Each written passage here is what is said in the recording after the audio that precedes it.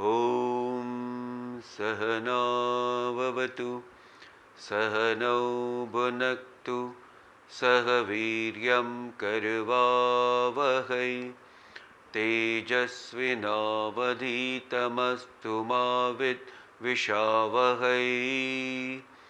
Om Shanti Shanti Shanti.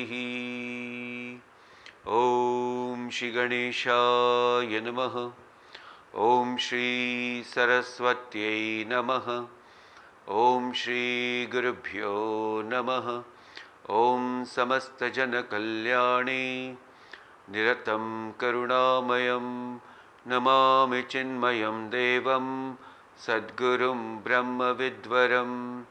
Om Satchidananda Rupaya Vishvotpatyadihitave Tapatraya Vinashaya Shri Krishnaya Vayam Numaha Harihi Om.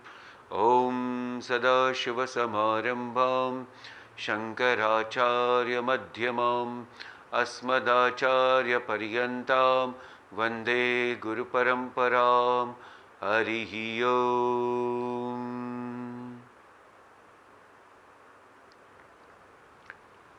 Suswagatam. We all are studying a very nice text, Amritabindu Upanishad. The language and the message of Upanishad is very tricky, is very secretive, and one must understand that unless and until we know the standpoint from which the Upanishads are giving us a message, we may not understand it clearly. So, mantra number 10, the message which was given was from the standpoint of Absolute. So, we will see once again how this message is very subtle and may be very weird to understand, but it is the reality. Let us first chant Mangala Charana Shloka Mantra. Om Bhadram Karnebhi Shrunuyama Devaha Bhadram Pashyemakshabhirya Jatraha Sthirairangai Stuštuvagam Sasthanubhihi Veshema Devagitam Yadayuhu Swasti na Indro Vruddhashravaha Swasti na Pusha Vishwavedaha Swasti nastaksho Arishtanemihi Swasti no Bruhaspatir Dadhatu. Om Shanti Shanti Shanti.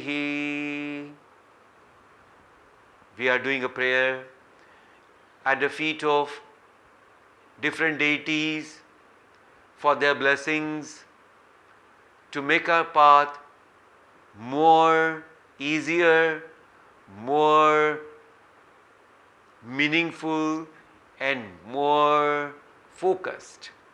So having done this prayer, now let us move to verse number 10, where the message is Na nirodho na chotpatti na baddho na cha sadhakaha na mumukshur na vai muktaha ittesha paramarthata. So, before this mantra, it was said that this qualification is required. What is that? So, one should able to remove all sort of attachments from this worlds of object. And then it is said, no one is mumukshu.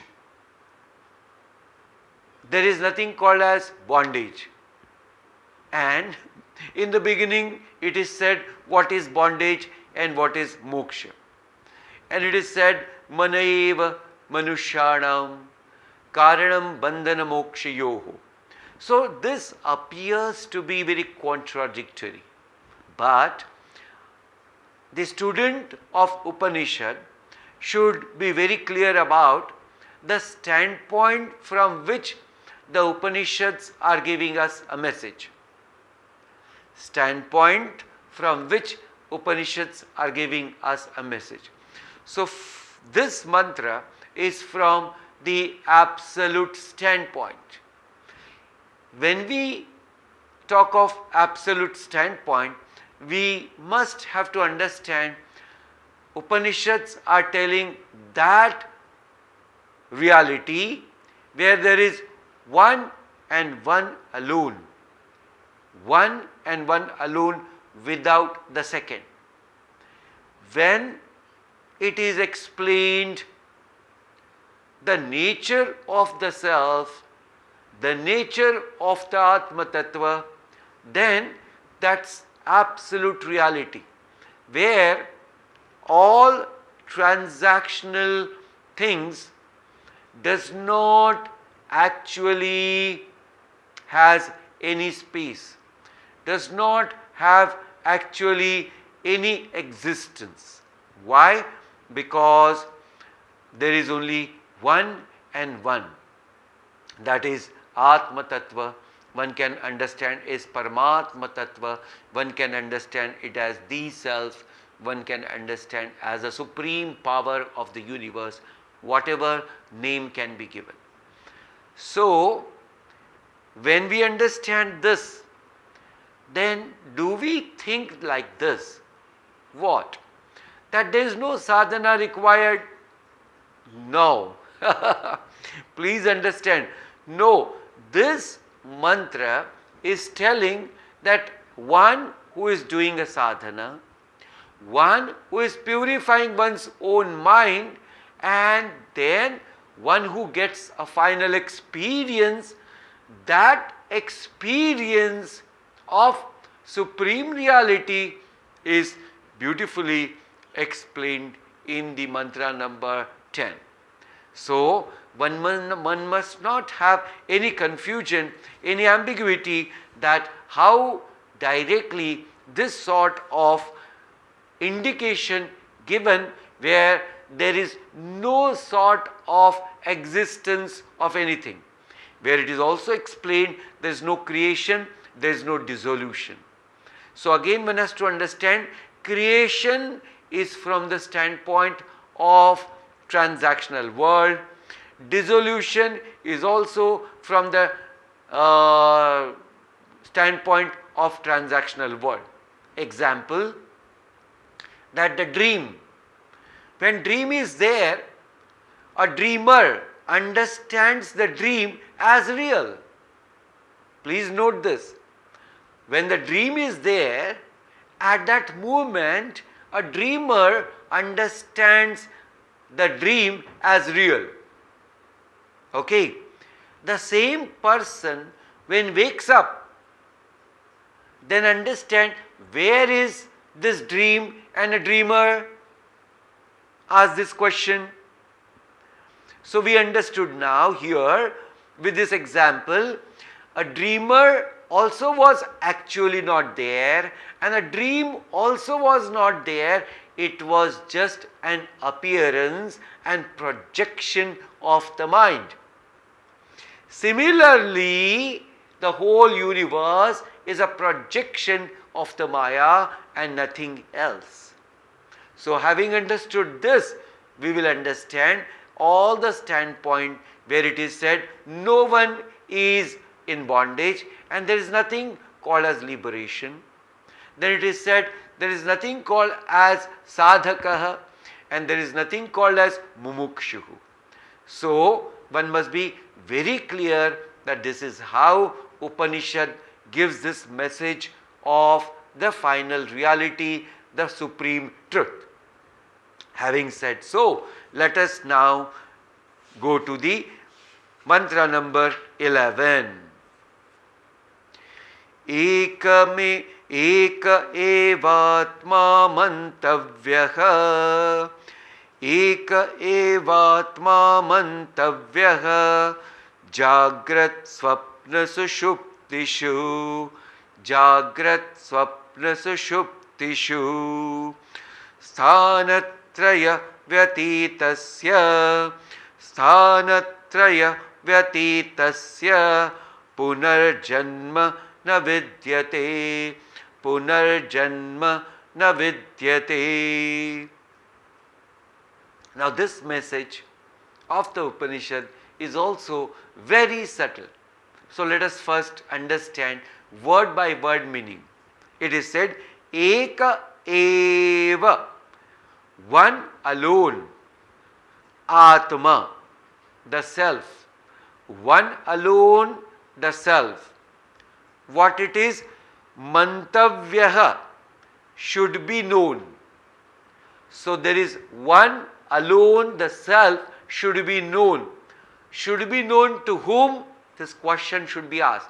Now the answer is for mumukshu. So the one alone, that is the self, to be known, should be known. For whom? For this mumukshu. Who is this mumukshu? The one who has intense desire of the liberation. For this person alone, the Atma should be known. Now it is said, how is it so? How this Atma is? Then it is said, Jagrat Swapna Sushuptisu. In waking stage, in dream stage and deep sleep stage. So from now another standpoint, should be known. Who is this to be known? Atma Tattva, one and one alone. Where it is? In the waking world, dream world and in the deep sleep.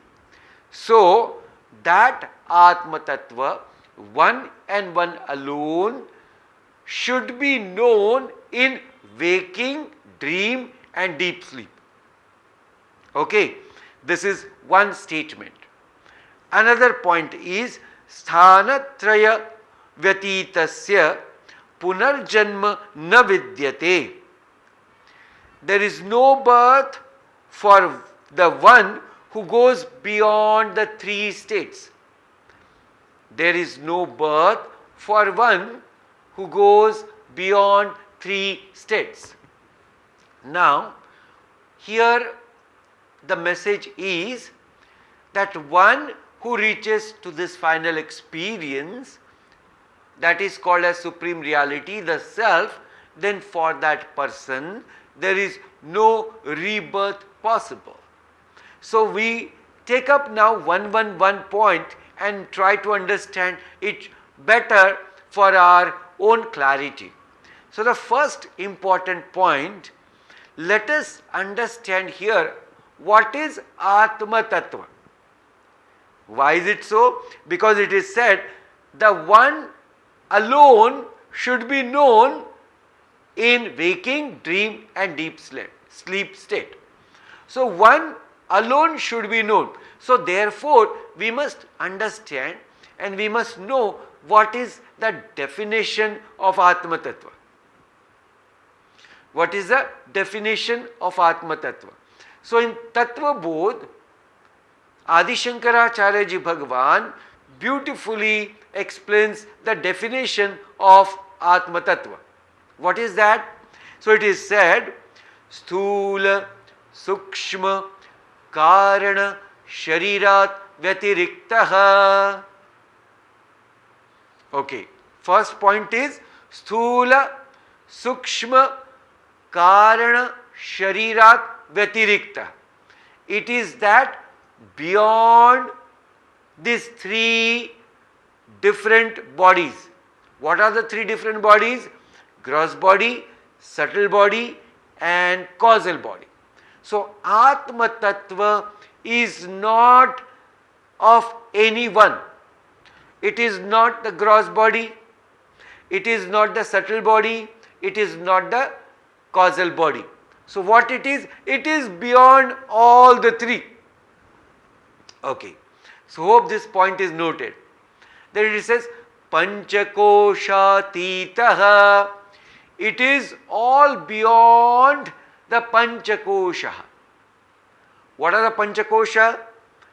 Annamaya Kosha, Pranamaya Kosha, Manomaya Kosha, Vijnanamaya Kosha, Anandamaya Kosha.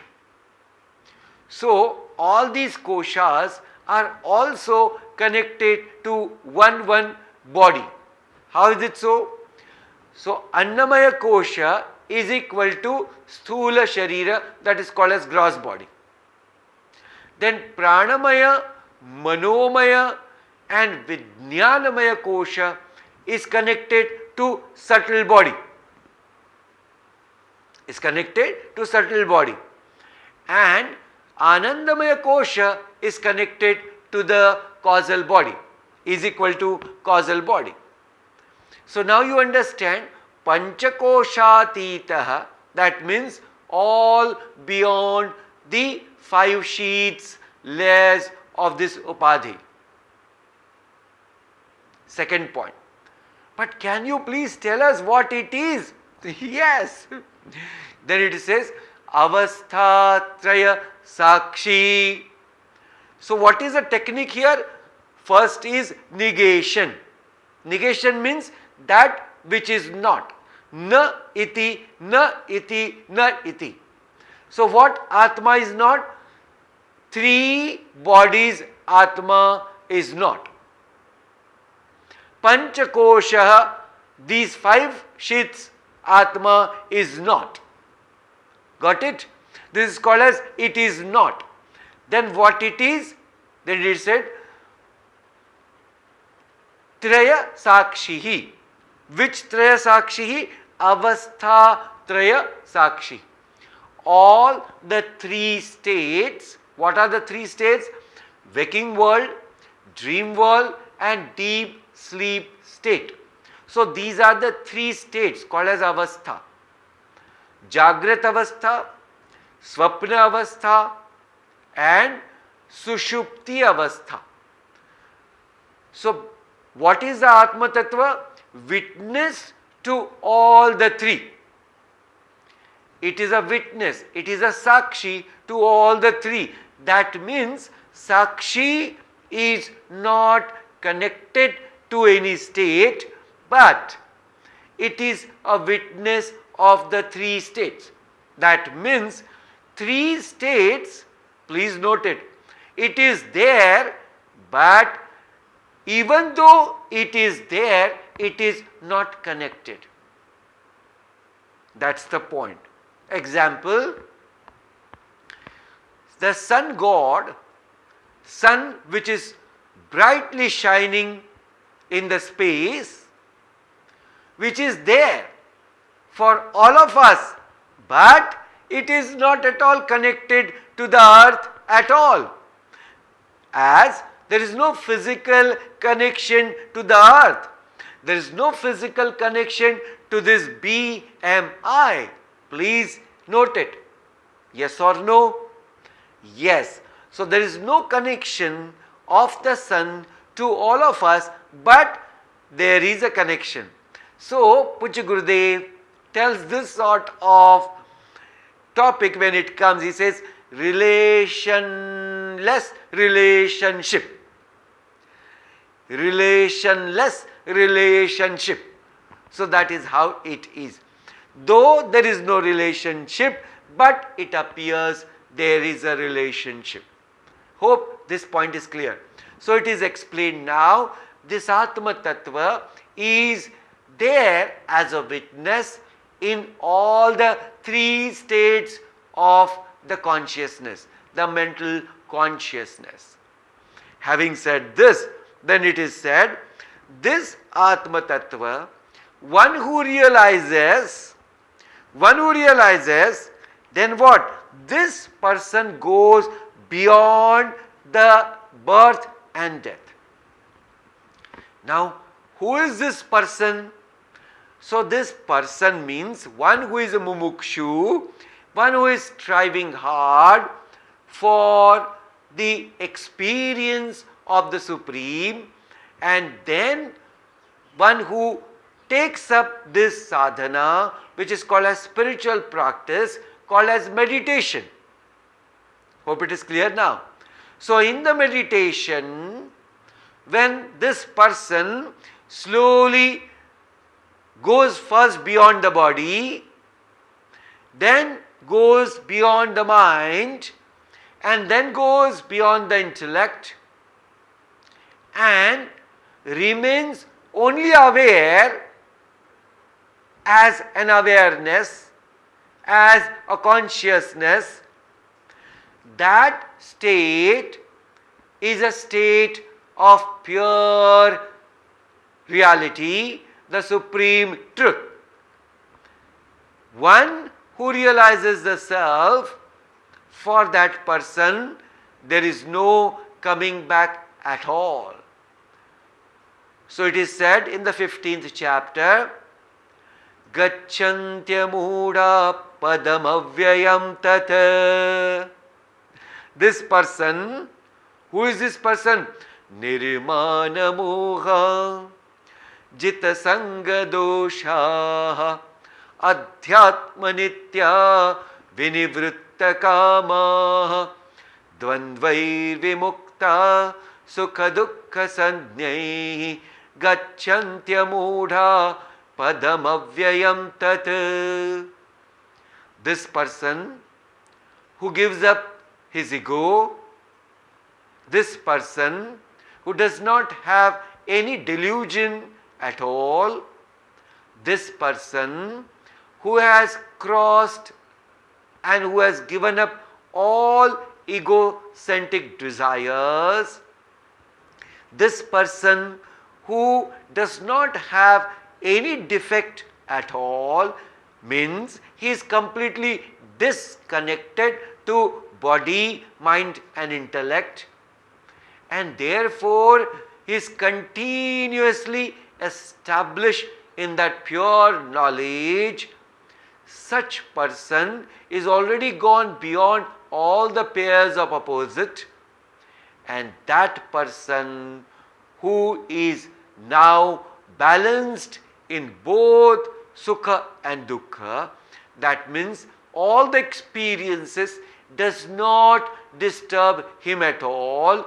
Such person, one who is amoodaha, that means from whom the delusion is totally gone away, is completely destroyed, such person reaches that padam avyayam. That padam, that which is called as the supreme reality, how it is avyayam, that which is indestructible, that which is immutable, that is called as the realization, which is explained beautifully in this verse.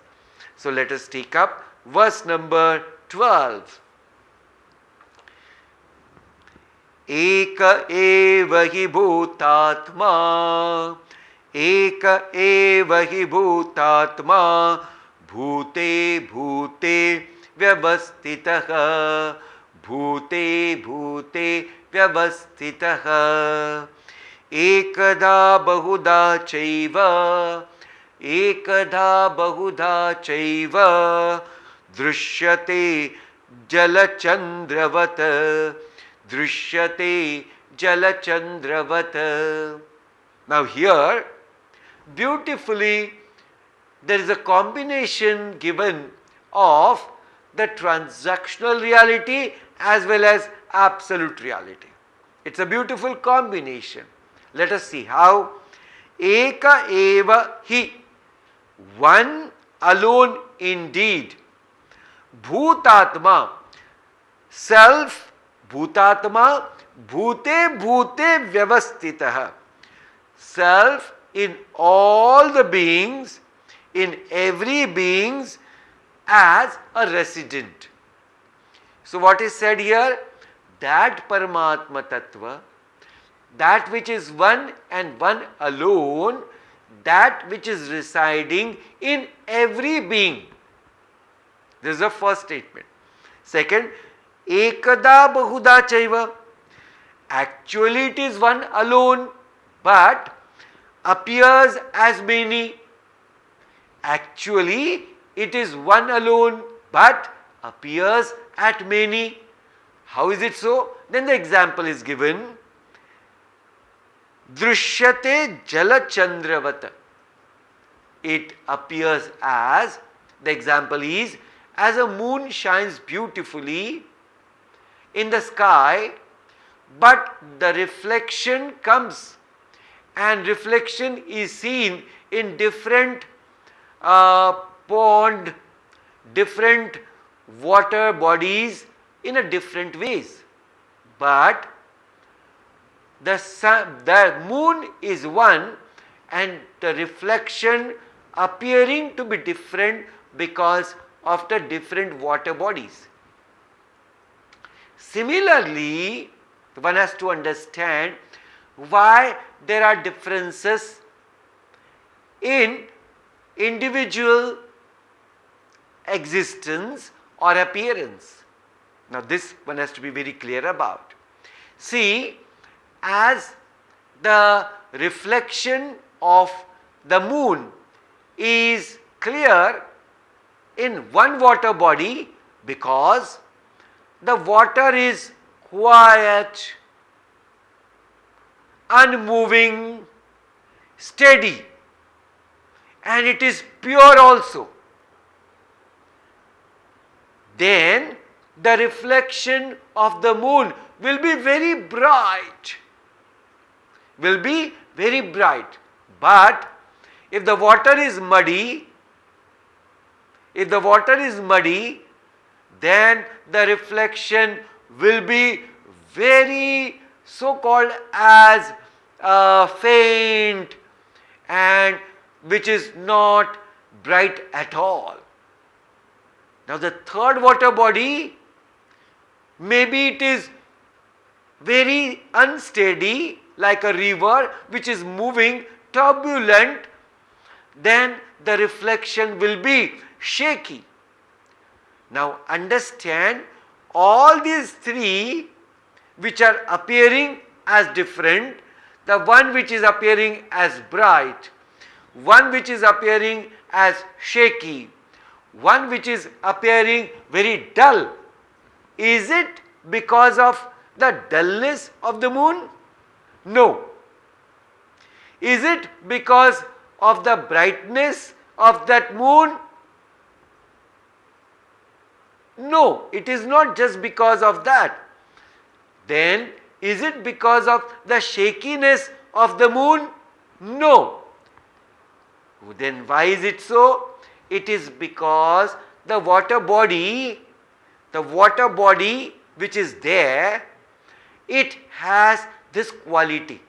Similarly, when the mind is completely steady and pure, the reflection of the self is very bright. But if the mind is impure, now we know what is called as impure mind, where there are so many egocentric desires, then the reflection of the self is not bright at all. And when the reflection is very shaky, that means the mind content is very rajasic in origin. So therefore, it is an indication given that though the self is one and one alone, but it only appearing to be different because of the difference of upadhi. Please note it. Then if the question comes, to whom I should relate to? Should I relate to the upadhi or should I relate to the self? This is a good question. Should I relate to the upadhi or should I relate to the self? Now here one must understand, you are not relating to the self, but you are the self. So, drop this called as you are going to relate to it. No, you are not going to relate. You are that. You are that and that alone. And therefore, you are relating to this BMI called as body, mind and intellect on this transactional reality plane. To the transactional reality plane. And because of your presence, because of the Atma Tattva, there is a Chaitanya in this BMI. But understand, this Chaitanya which is there, the consciousness which is there in body, mind and intellect, it is not different than you. It is you yourself reflected in this pond called as BMI, as that of the moon which is reflected in the pond, but the moon is not the pond. Similarly, one has to understand that Atma Tattva which is reflected in this subtle body, and therefore the BMI, body, mind and intellect, gains this sentiency. This is called as sentiency. What is called as sentiency? That's called as a life, the life principle.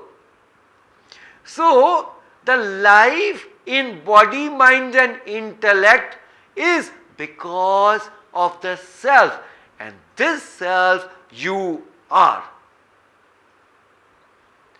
One who realizes this, for that punarjanma na vidyate. Now ask this question, for whom is this punarjanma? In the last verse it is said punarjanma na vidyate. So I am making it more clear. Punarjanma is for whom?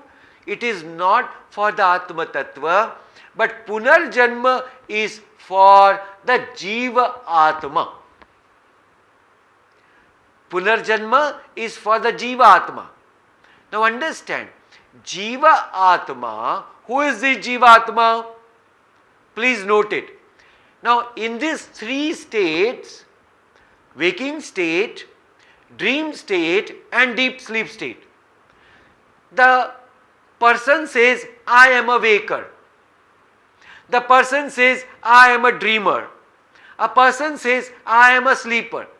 Now please understand, here waker, dreamer and sleeper, there are three different appearances or three different roles or three different sort of personality.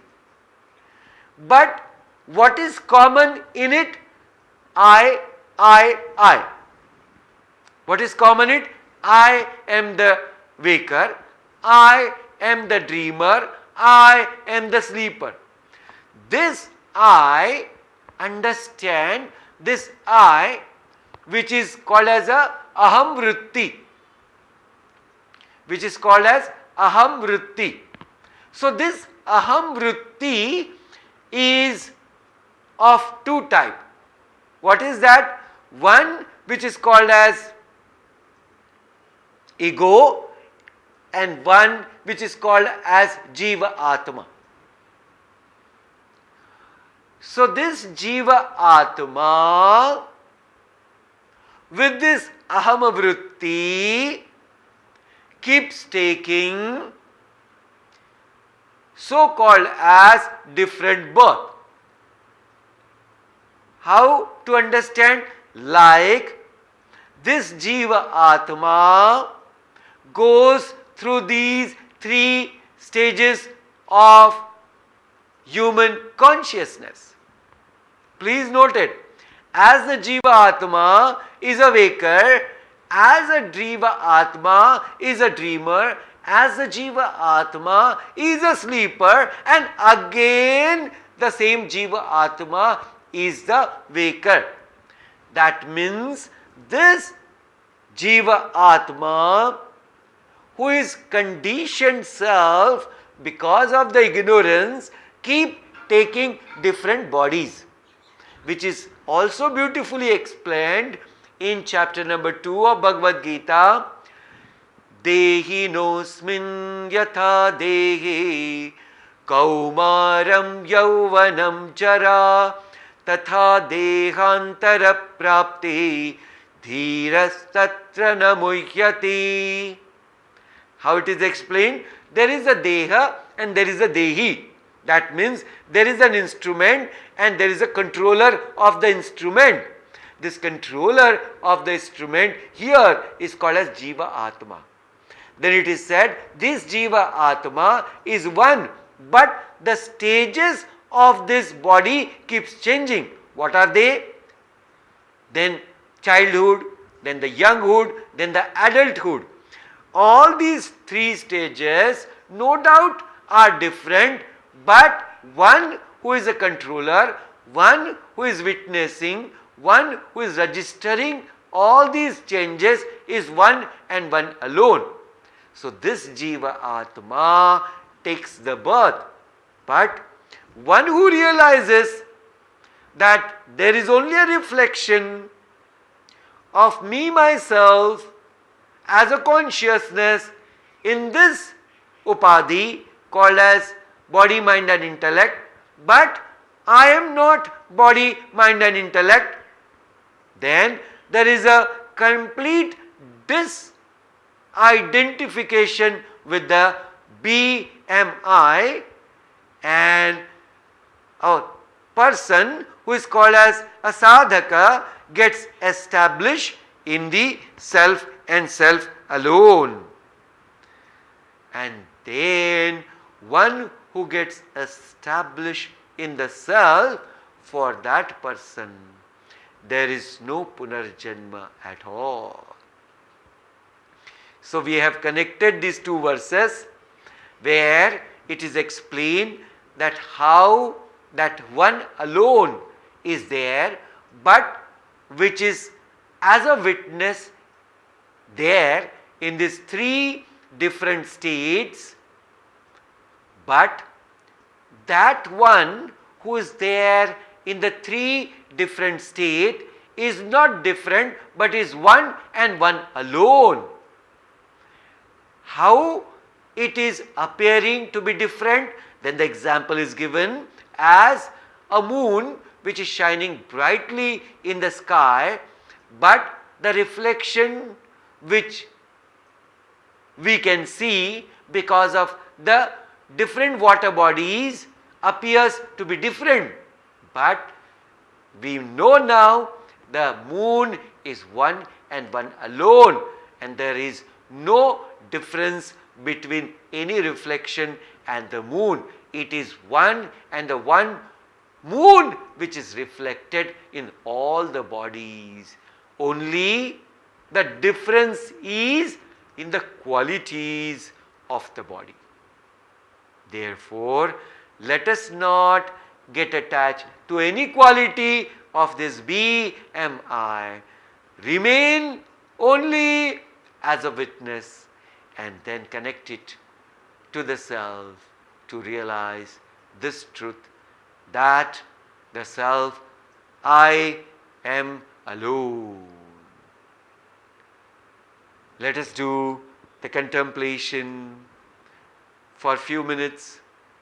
Wherever you are, get a firm posture. Let your back be straight, neck be straight, eyes gently closed, facial muscle relaxed.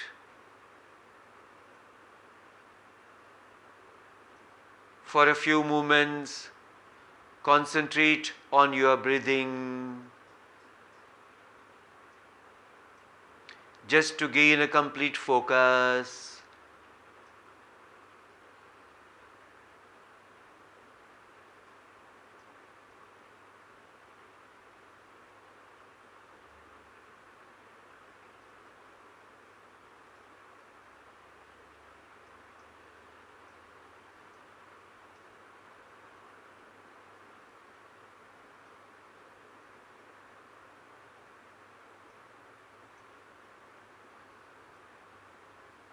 Having gained a good concentration, shift this attention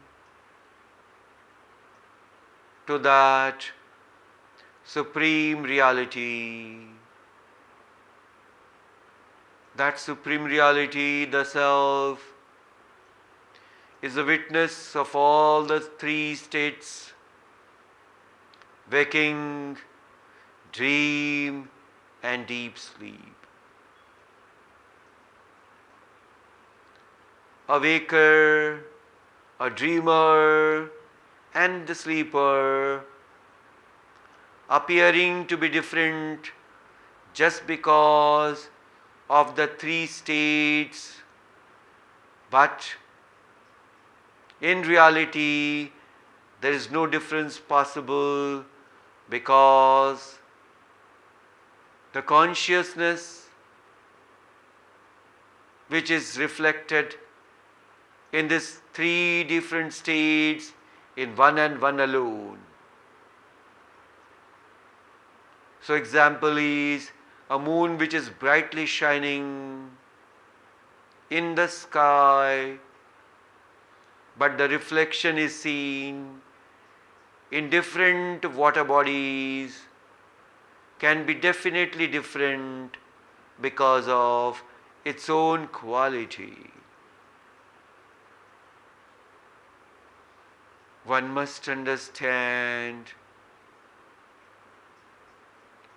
this BMI, which appears to be conscious, is just because of my presence. I, the consciousness, I, the supreme reality, is as though connected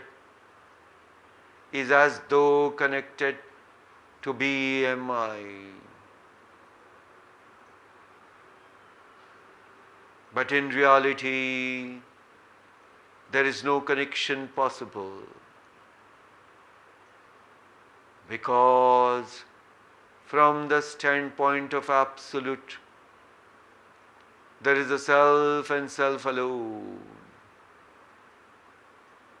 But even though there is a transactional reality, understand, you be the witness of each and every happening of this universe. You are the substratum of the universe, and universe is nothing but just an appearance. Therefore, it cannot be a supreme reality.